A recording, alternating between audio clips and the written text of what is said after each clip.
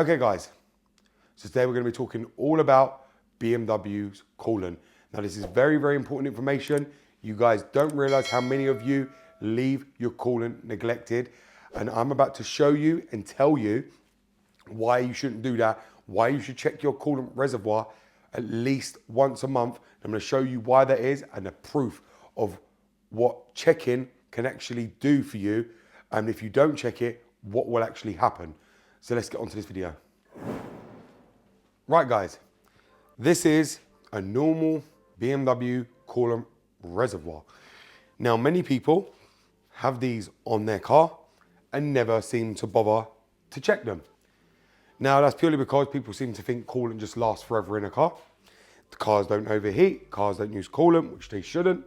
If they do use coolant, then they think it's a coolant hose, it's this, it's that, and fail to check everything else. But we're going to get onto that in a second. The first thing about these coolant reservoirs people fail to understand is that many things mix with the coolant on a BMW. Now, if you see, I'm going to take this reservoir cap off, just for all you all to see. I'll just take it all off.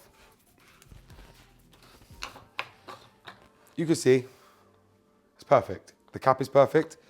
There's nothing inside the coolant. Put my finger in there like that, and you can see it's all perfect and clean and blue, because I filled that up and the coolant is brand new on this car because it has all been changed. Now, other people will open their coolant cap, okay, only to find a whole milky color inside their coolant reservoir, or most of the time, some people decide to pull this cap off when the engine is hot, and then what happens? It's pressurized and boom, straight up in their face. Not only does it scald all their face, they end up finding a whole milky substance there and it's foaming. Now, why is that? One, coolant has reached a boiling point. That's why it's scalding hot, why it comes out boiling. Two, that milky substance, people seem to think it's nothing and just stick the cap back on straight away. Do you realize how many questions I get on TikTok where people think on the live streams that I do, that milky color inside that coolant reservoir is perfectly normal? And I tell them, no, that's not normal. It's not how it's meant to look. And they say, oh, they didn't know. They thought it was a new coolant from BMW. I'm like, no, sell your car because you clearly have no clue about how engines work. If you've got a milky substance in your coolant reservoir, the only two ways that would have happened is if oil and coolant have mixed. Now on BMW, the only ways that can happen, there's only two ways that can happen. One of them is for a head gasket failure, where the oil and the coolant is separated through the gasket and to divert them into each passage where they're meant to go, okay? It's obviously one's to keep the heads warm and obviously all the pistons. And the other one is to direct the oil as well away from that area so it separates the two of them. That's what the head gasket is for, so they don't meet. If they meet, what ends up happening, they pass back through and end up into your coolant reservoir, which causes a milky substance, okay? Because this is the overflow, this is the return. This is where your coolant will return after it's gone around the engine and back through the radiator and back into the reservoir. The next one, right, which many people do not even understand, is the oil cooler.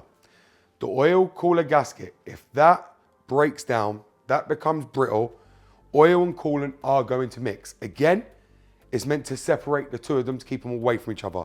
The oil goes through one passage, the coolant goes through the other. If they both meet, they're going to end up in this reservoir and end up having a milky substance. A lot of people don't know that. The next thing is, with these, is that if you do get that milky substance, you really need to diagnose where it's coming from. Now, most of the time, on the N series engines, it's coming from the oil cooler gasket because it's very low risk of the head gaskets going on these N series engines.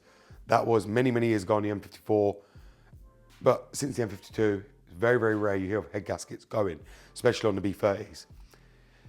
Now, if you do get that milky substance in your coolant, please, please do not just think you can replace gaskets and leave the coolant.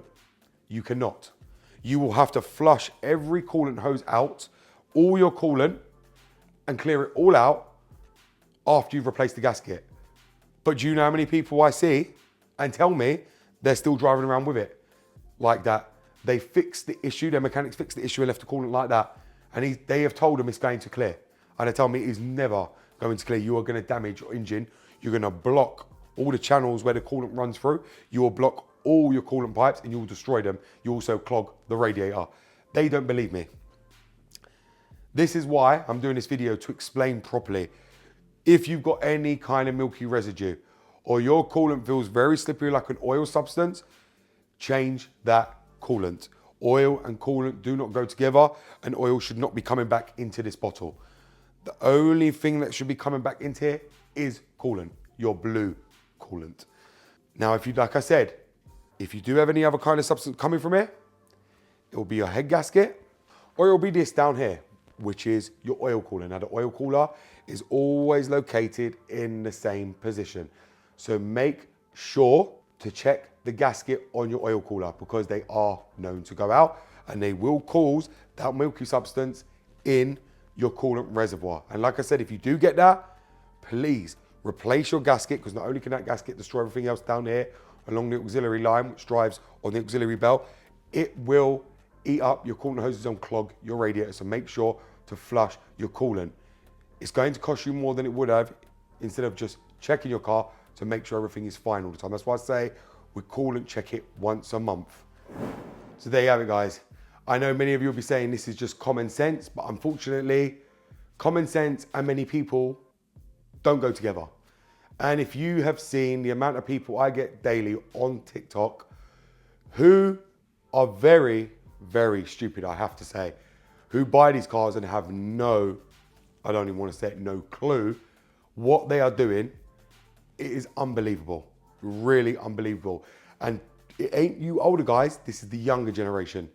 They are destroying these cars and giving them a bad name because they have no clue what they're doing. This is why I'm doing these videos. But there's also many of you on YouTube who don't know, and then you find these videos and then relay to this information. And then there's many of you that tell me how much I've saved you, how much I've helped you, how much I've taught you. And I'm very, very appreciative for that. And I appreciate every single one of you that tell me that, because I love helping and guiding you guys to save you on these cars, because so many people get them wrong. So many people get it wrong. So many people misdiagnose them. And that's why I'm here, to help you and to save you money. And that's all I'm trying to do. But unfortunately, I have to keep explaining these things because many people just will not understand. And that's why I hope this video does reach you all and you all can relate to this. And hopefully this will save a lot of these BMW's engines from going bang and from people driving around with their coolant like that. So thank you very much for watching, guys. It's BMW Dr. Dean here, and goodbye.